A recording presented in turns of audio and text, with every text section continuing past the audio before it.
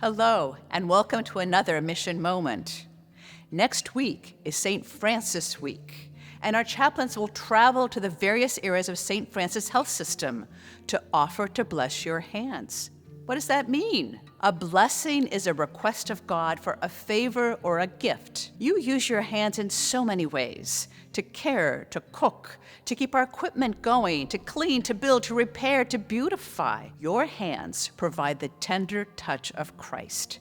To nurture, to heal the sick, to care for those needs of our patients, our families, and staff alike. You bring hope, and you lift the spirits of those you interact with every day.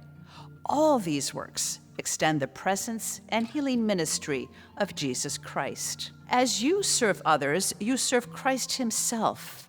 Jesus tells us, "When you did these things to the least of my brothers, you did it to me." The Bible is filled with examples, and we also experience this in our own day-to-day lives.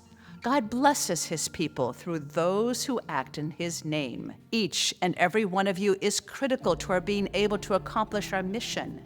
As you pray for the patients of St. Francis Health System, you are asking God's blessings upon them.